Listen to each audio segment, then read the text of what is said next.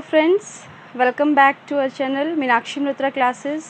This is Meenakshi here. जैसा कि हमने लास्ट वीडियो में डिस्कस किया था सिलेबस ऑफ बायोलॉजी, सिमिलरली इस वीडियो में हम डिस्कस करेंगे सिलेबस ऑफ केमिस्ट्री। जैसा कि आपके सामने लिखा है केमिस्ट्री, जिसे हम हिंदी में कहते हैं क्या, रसायन विज्ञान। केमिस्ट्री जो है, ये जो सब्जेक्ट है ये डील करता है केमिकल्स से, जैसा कि आपने पढ़ा होगा छोटी क्लासेस में। लेकिन हमें जो देखना है इस सब्जेक्ट में, हमें ये देखना है कि हमारे जितने भी गवर्नमेंट एग्ज़ाम्स हैं, कॉम्पिटिटिव एग्ज़ाम्स हैं, उनमें केमिस्ट्री से जो एरिया आता है, जो क्वेश्चंस आते हैं, वो जो है किस किस टॉपिक से आते हैं, उस सब के बारे में हम डील करेंगे। ठीक है, तो जैसा कि आपके सामने मेंशन है, सिलेबस आपके सामने लिखे हुए हैं, टॉपिक्स आपके सामने हैं। हम एक बेसिक सा इंट्रो इसके बारे में बता देते हैं कि हमें क्या क्या पढ़ना है और फिर कितना इसके अंदर से हमने कंटेंट पढ़ना है। और फिर हम क्या करेंगे, नेक्स्ट वीडियो लेक्चर जो सीरीज़ होगा अपना, उससे हम क्या है टॉपिक वाइज हम फर्स्ट सेकंड थर्ड इस तरह से लेक्चर स्टार्ट करेंगे। और हर एक टॉपिक के ख़त्म होने के बाद, यानी कि कंप्लीट होने के बाद, हम उससे रिलेटेड जितने भी क्वेश्चंस हैं हम उनके साथ भी डील करेंगे। ठीक है, तो सबसे पहला टॉपिक आपके सामने लिखा है, विदाउट वेस्टिंग एनी टाइम हम स्टार्ट करते हैं एटॉमिक स्ट्रक्चर, यानी कि परमाणु संरचना। सबसे पहले तो आपको एक बात पता होनी चाहिए, जैसा कि हमने बायोलॉजी सब्जेक्ट में डील किया था, उसमें हमने देखा था, हम जीवित जीवों के बारे में बात कर रहे थे, लिविंग बीइंग्स के बारे में, लिविंग ऑर्गेनिजम्स के बारे में बात कर रहे थे। और जितने भी जीवित जीव हैं उन सब का जो शरीर है या बॉडी है वो किससे मिलकर बना है, सबसे छोटी यूनिट उनकी क्या है, सेल, यानी कि कोशिका है। सिमिलरली ऐसे ही जो केमिस्ट्री है, इसमें नॉन लिविंग थिंग्स की बात करेंगे, जैसे कि कोई भी पदार्थ है, या फिर ये जो वाइट बोर्ड है, ये जो मार्कर है मेरे हाथ में, अगर हम इसको छोटे से छोटे टुकड़ों में तोड़ने जाएंगे तो सबसे स्मॉलेस्ट यूनिट क्या मिलेगी, वो मिलेगी क्या, एटम। एटम यानी कि परमाणु। ठीक है, ये डाल्टन का सिद्धांत था, इससे पहले कौन से ऋषि ने बताया, ये सारी चीज़ें हम इसमें बताएंगे इस टॉपिक में। इस एटम की संरचना के बारे में बात करेंगे, सबसे स्मॉलेस्ट बेसिक जो यूनिट है किसकी, पदार्थ की, उसके बारे में हम एटम की स्ट्रक्चर के बारे में हम डील करेंगे इस एटॉमिक स्ट्रक्चर में, जिसमें आपने नाम तो सुने ही होंगे, इलेक्ट्रॉन, प्रोटॉन, न्यूट्रॉन।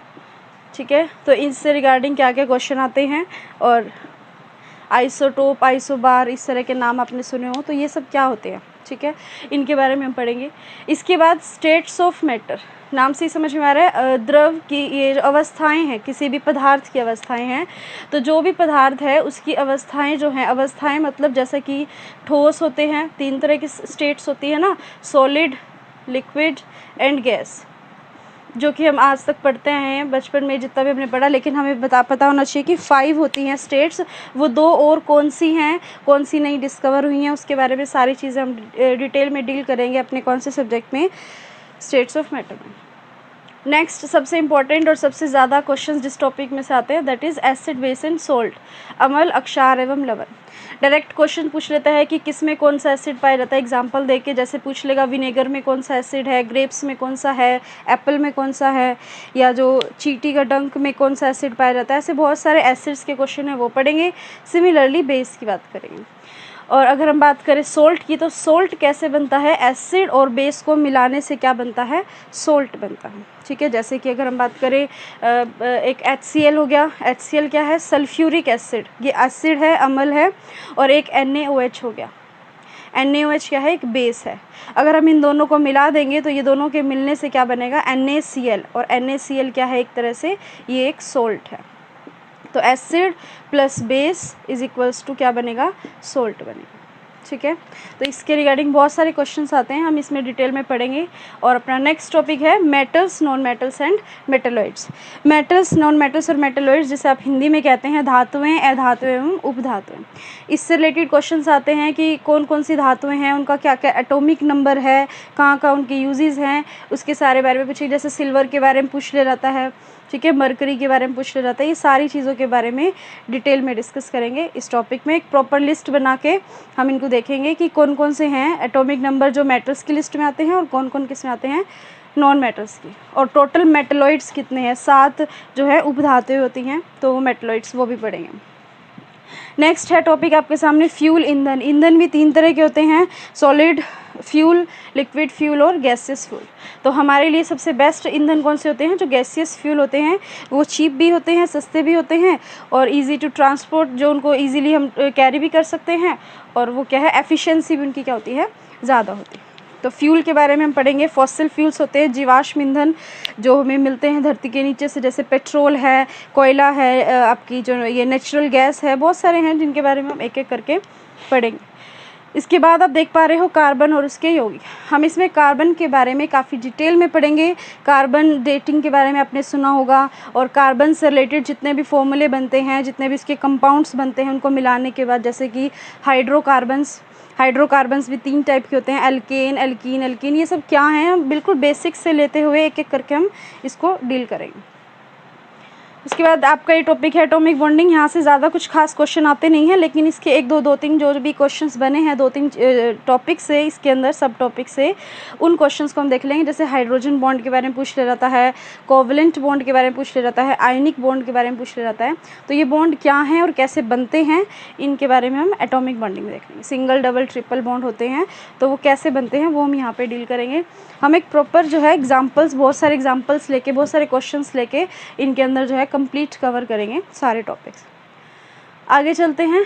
मैं जो है आपका टाइम वेस्ट किए बिना ही मैं डायरेक्ट स्पीड जो भी है एक नॉर्मल स्पीड से आपको करा रही हूँ।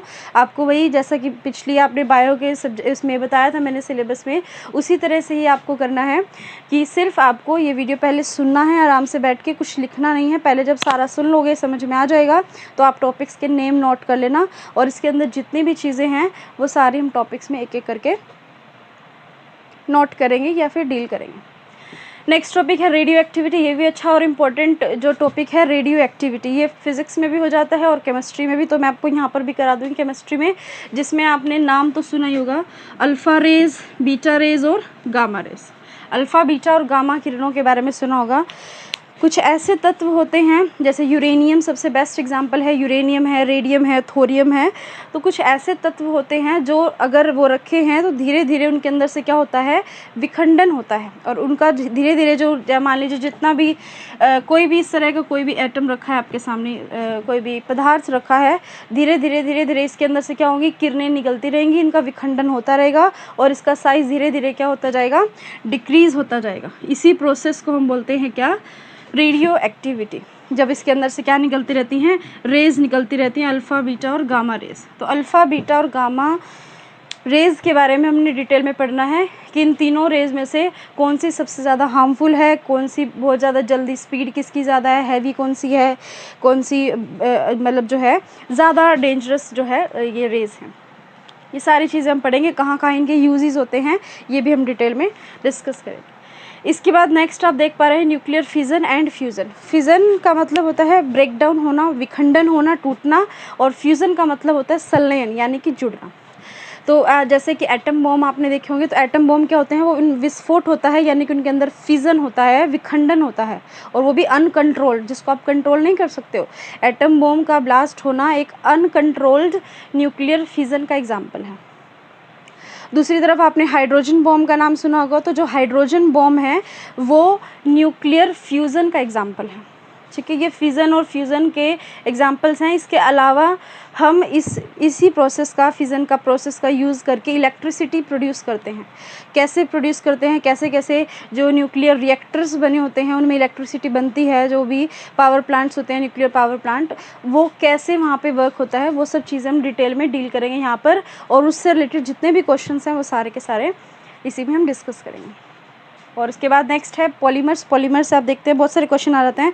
बेसिकली यहाँ से क्वेश्चन आता है, कोई भी एग्जांपल देके, नायलॉन 66 या कोई भी एग्जांपल देके उसके मोनोमर का नाम पूछ जाता है। पोली से समझ में आ रहा है, पोली का मतलब अनेक, जो अनेक जो है उससे मिलकर बना है पॉलीमर्स। ठीक है, लेकिन हम ये किससे मिलकर बना है, बहुत सारे मोनोमर से मिलकर बना है। तो जो सिंगल मोनोमर है उसका नाम पूछा जाता है, और या फिर जो है उसकी रिएक्शन देके उसके बारे में उसके नेम पूछ ले जाते हैं। तो ये किस तरह से क्वेश्चन आएंगे हम टॉपिक में करेंगे डिटेल में। बस मैं सिर्फ आज आपको यहाँ पे टॉपिक्स के नेम बताना चाह रही थी कि हमने क्या क्या अपने सिलेबस में डील करना है, ये टॉपिक्स के नाम हैं। बाकी इसके बारे में डिटेल में तो हम टॉपिक्स में करेंगे ही।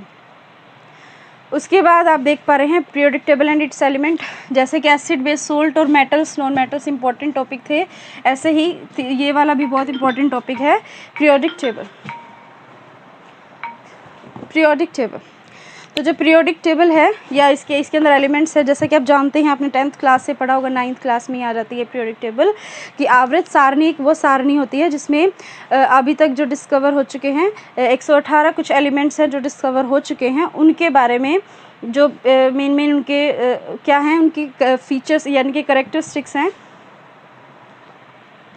उनके बारे में हम पढ़ेंगे पीरियोडिक टेबल में। जैसे आपने नाम तो सुने ही है, जैसे सीक्वेंस में अगर मैं बात करूं, hydrogen, helium, lithium, beryllium, boron, carbon, nitrogen, oxygen, fluorine, neon, sodium, आपका मैग्नीशियम, एल्यूमिनियम, सिलिकॉन, फॉस्फोरस, आपका सल्फ़र के बाद आ जाता है आपका क्या, क्लोरीन, उसके बाद आर्गन के बाद potassium, calcium, scandium, titanium, vanadium और क्रोमियम। ठीक है, क्रोमियम के बाद आयरन, मैग्नीज, कॉपर, ये कोबाल्ट हो गया आपका, कोबाल्ट के बाद आपका हो गया निकेल, कॉपर, जिंक, इस तरह के बहुत सारे एलिमेंट्स हैं। आगे भी है आपके बेरियम वगैरह होते हैं, और जितने भी मरकरी हो गया, गोल्ड हो गया, सिल्वर हो गया, ये जितने भी एलिमेंट्स हैं ना, ये सारे के सारे पीरियोडिक टेबल में जो मोस्ट इंपॉर्टेंट जो हैं, जिनसे रिलेटेड बहुत सारे क्वेश्चंस बने हुए हैं आज तक, जितने भी प्रीवियस ईयर में आए हुए हैं और आगे भी आने के चांसेस हैं, वो सारे के सारे हम डिटेल में पढ़ेंगे। किस में? अपने इस टॉपिक पीरियोडिक टेबल में। और सेकंड लास्ट टॉपिक आपके सामने देख पा रहे हैं, ऑक्सीडेशन, रिडक्शन और ऑक्सीडेशन नंबर।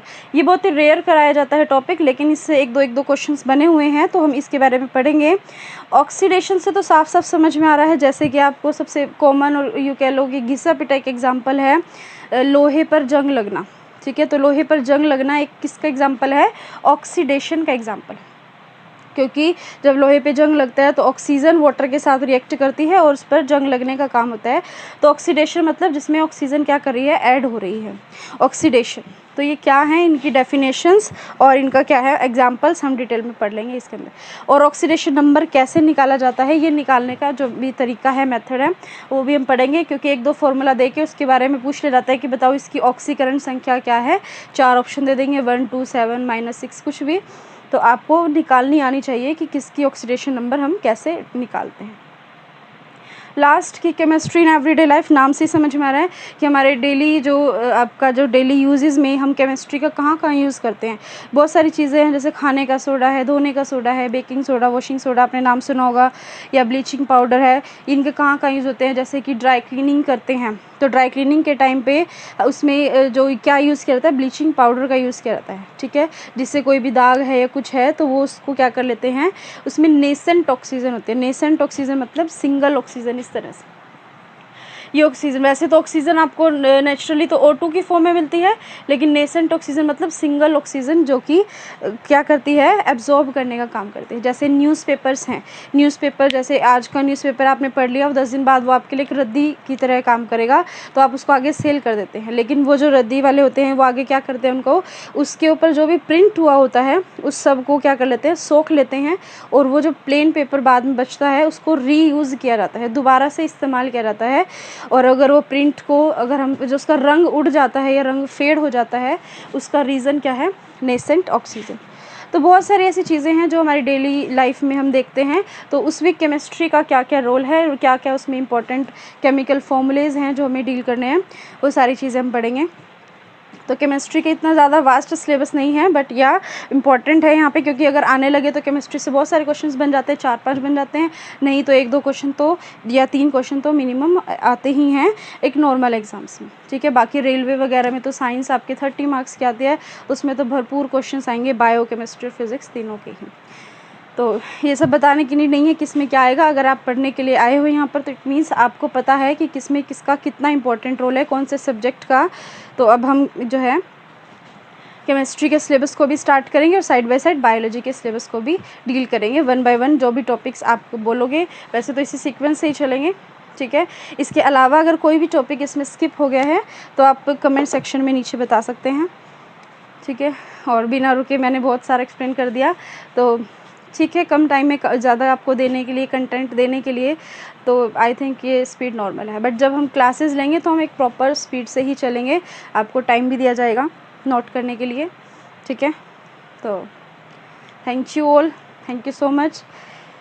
और लाइक सब्सक्राइब के लिए नहीं कहेंगे, बिकॉज़ अगर आपको अच्छा लगा है तो आप आगे फॉलो करेंगे, कंटिन्यू करेंगे लेक्चर सीरीज़। Thank you.